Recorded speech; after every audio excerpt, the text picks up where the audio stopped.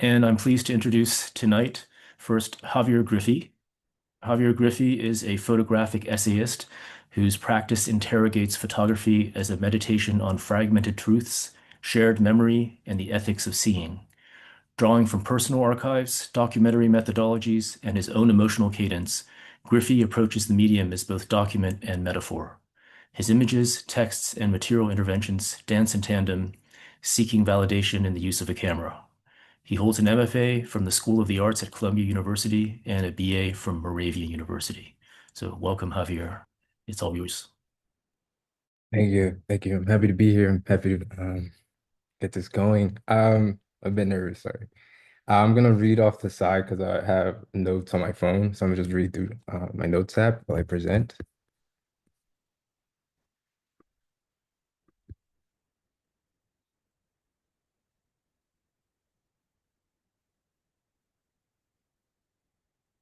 Just 1 second.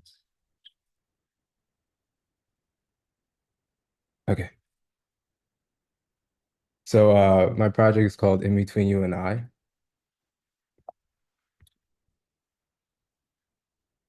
During my first year at Columbia, I asked my mother to lend me her book bags full of family photographs that she had collected over the years. She had been continuously photographing moments of her life for about 15 years. Now it's all digital, like with her phone. But before she used it with like a Snapchat camera. There were snapshots of parties, her children playing with other children in the family, people dancing, her time in the army, family members embracing each other's and trips to Dominican Republic. These photos covered her life shortly before I was born and carried over to a childhood family trip I remember having at Disney World in Orlando, Florida. While scanning my mother's photographs, I paused on an image of my mother sitting in a chair holding me in a suit. My initial thought was, why am I in a suit? Then I realized the size of her smile. I immediately felt guilt grieving life I had shared with her as if I resented her for trying her best to raise my siblings and me. I went on to create The Making of Mother's Gaze, a separate project that I use this image in. So it kind of like started everything for me about treating a family archive as actually a way to incorporate in my own practice. So in between you and I is what happens when writing to both my parents becomes writing to myself, a displacement that belongs nowhere and everywhere at once.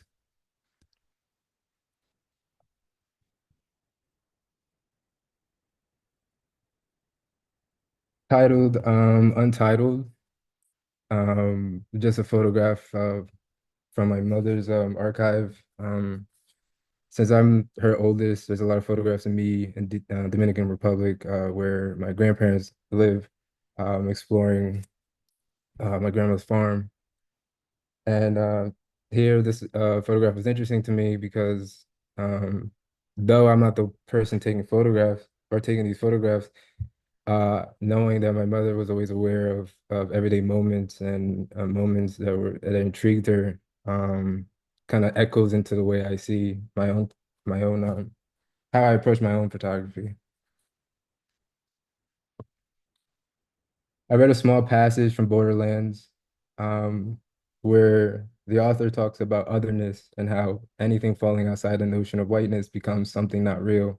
It was my first time doing research outside of a school setting, and I felt myself feeling lost. Identity politics was something I refused to acknowledge and entertain, but quietly I desired to understand mine. While trying to understand the passage, I found myself equally not understanding where I fit in when photographing both sides of my family. I am one of 11 siblings, having no full siblings. I am the oldest on my mother's side and the second oldest on my father's.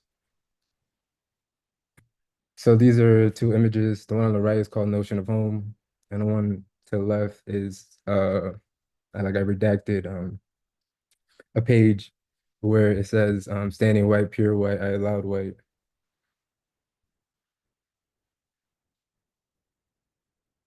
While thinking of what written text goes with what and what image needed to be shown with and what not, I began thinking about myself. What are the gaps I'm trying to fill? So I started to write more and let whatever I felt embody the words that no photograph could follow. For what my for what both my text and images failed to translate, a convergence of the two bridged the gap that I desperately wanted to cross.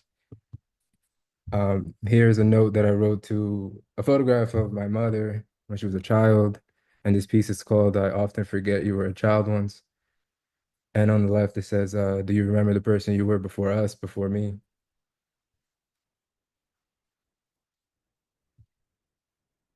This is a self-portrait called the 88th version of myself. Throughout this whole process, I realized it to be a meditative state for me, to worry no more about the perfect image or the right words, and to focus only on making sense out of nonsense. This allowed me to be free in thought and dive deeper into what I could not find and piece together what I could, though I found myself losing myself try to make sense out of their nonsense.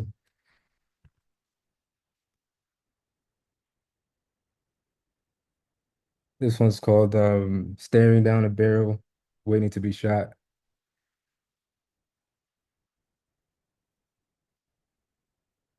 I received the image of my father's stomach after one of many surgeries he had with his current battle of cancer. It was a moment of confusion, but an acknowledgement of a connection wanting to be made where words cannot follow. I sat with the image for a while, wondering what to do with it as if that was an answer that I was looking for. As a daily writing practice, I began to write to this image as if I were writing to him. To let go of any unspoken tension we would have had towards each other. It was the first time I opened up about my father to my father. Um, so this is a letter that I wrote to the image, and it says, "Dear Pops, I wish I met you at my age, not at the age that I did, because you weren't the real you. You were a shell of what you have experienced. I wish we can look at each other to eye and say, I love you, miss you, need you. I wish I see myself in you. I want to understand you as you want the same from me. Cry the way I do, touch the way I do, live the way I do. Breath for breath, hand in hand, let me be your pain." The installation is a collection of a work in progress rather than a finalized thought. Moments where you have to get close to read my writing or view my mother's photograph, to step back, or other moments to step back to the larger images, aiming to ask the viewer to be engaged in what they are comfortable with. These are three, there are three, I'll explain this part. There are three framed photographs, the one on the top, the self-portrait, the one on the left, which is written to my mother, and the one on the right, written to my father. Um, both as a point of interest, but more importantly, treating these pieces as protected items. And then it ends with a note that says, "Lord, forgive me for I have lost myself for the sake of the other."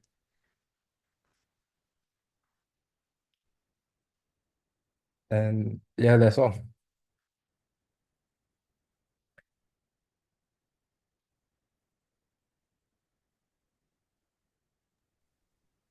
Thank you, Javier. Thank you for sharing about about your work, and looking forward to speaking with you more about it in a few minutes. Um, Now I'm going to introduce Jacquelyn. Jacquelyn Johnson is a project-based artist working interdisciplinarily between photography, time-based media, textiles, and prose. She currently lives in Ithaca, New York, where she works as a program coordinator and is an MFA candidate in image text at Cornell University. She's bound to art and writing through vernacular language, failures in storytelling and representation, and daily practices. Jacquelyn Johnson is from Western Pennsylvania and is a co-director of the Pittsburgh Art Book Fair and self-publishes under the moniker Cool Dry Place. She received her BFA from Carnegie Mellon University School of Art. So, Jacquelyn, it's all you. Thank you. Thank you, Leo. All right.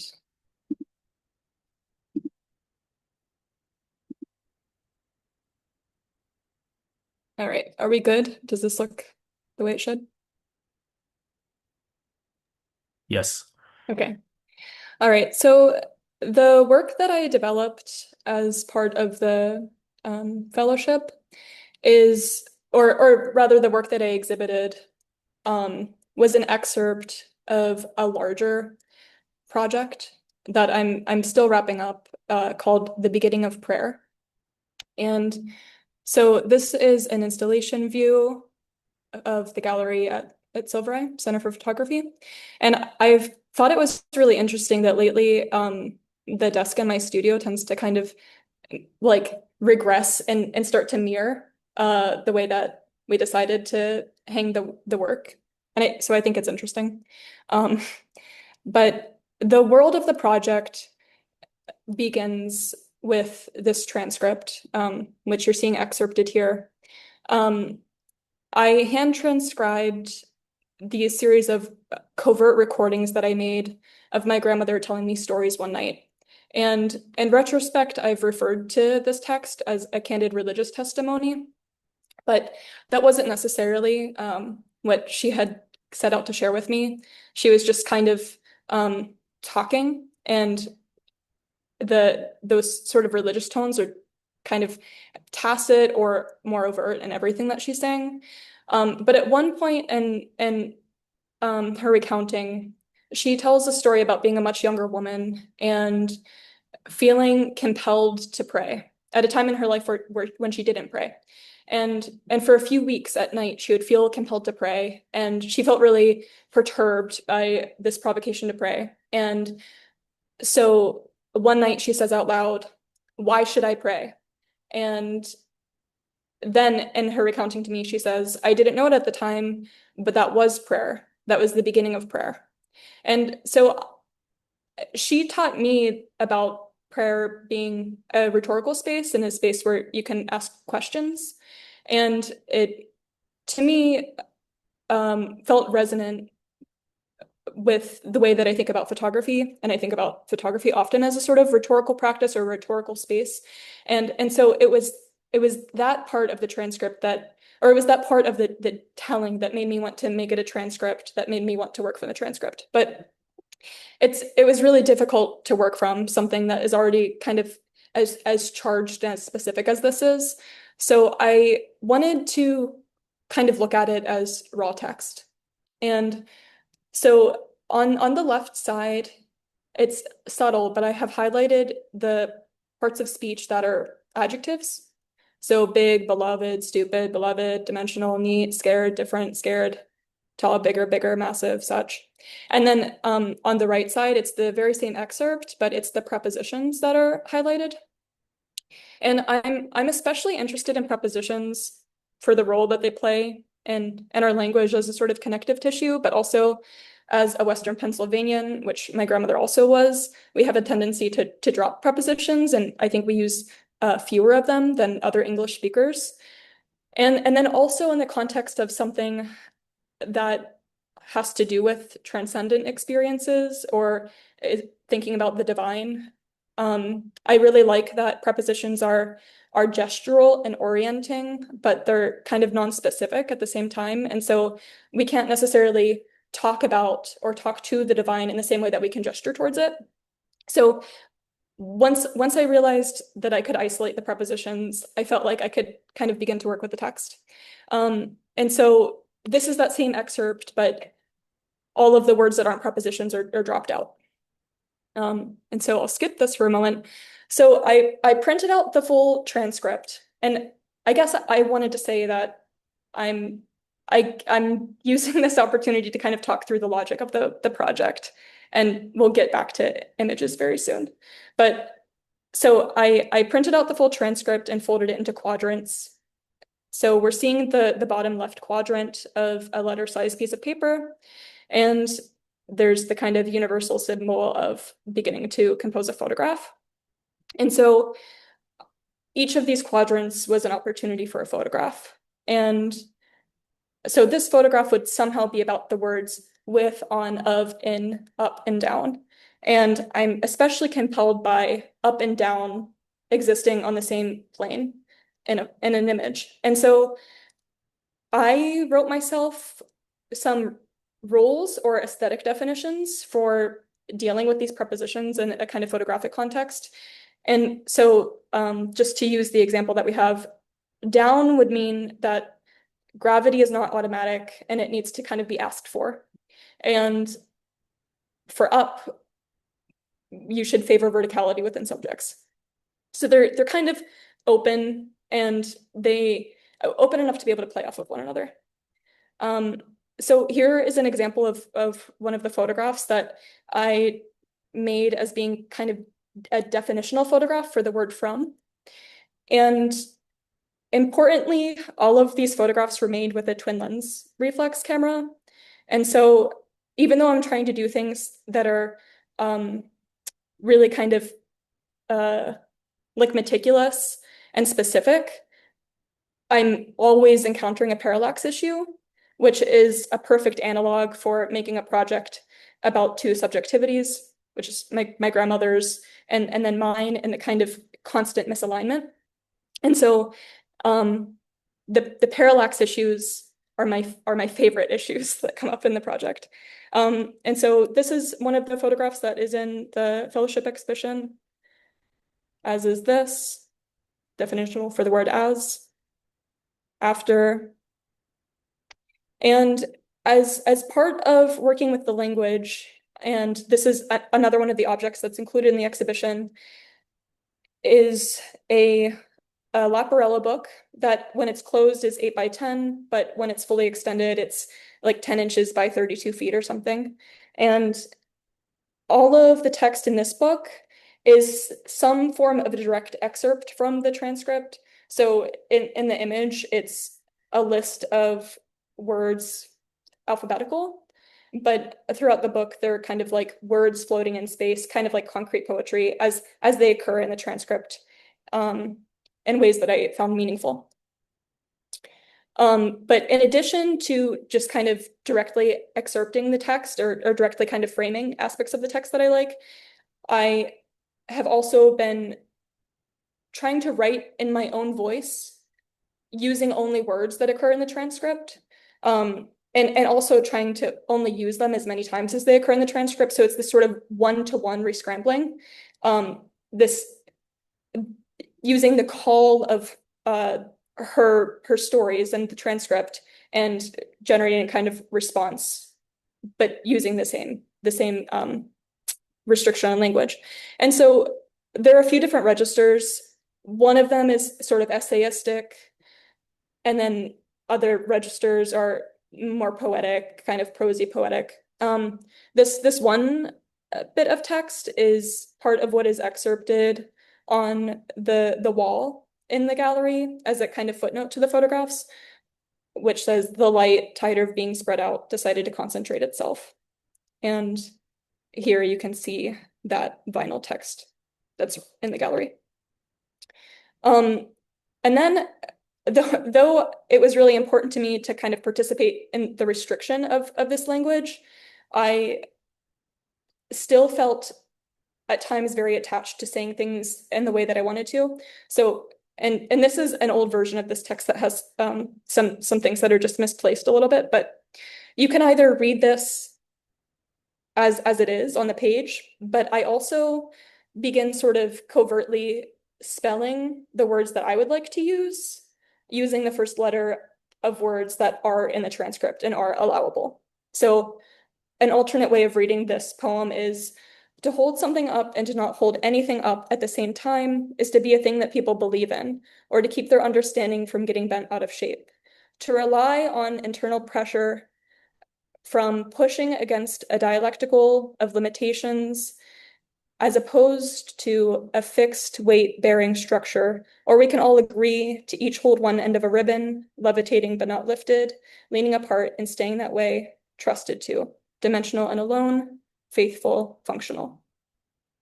And I had written that as a kind of caption to this photograph, which I think to be both holding something up and holding nothing up at the same time, which I think is a way that faith can function. And so I think I mentioned at the start of this, but maybe didn't, that I clarified a lot of the photographic aspect of this project and some thematic aspects through the fellowship program, but it's also been something that I'm working on as part of my thesis for my MFA program. And so the project is a book, and are a book-like object, and it's this box with 7 discrete elements, and 5 of those elements are books.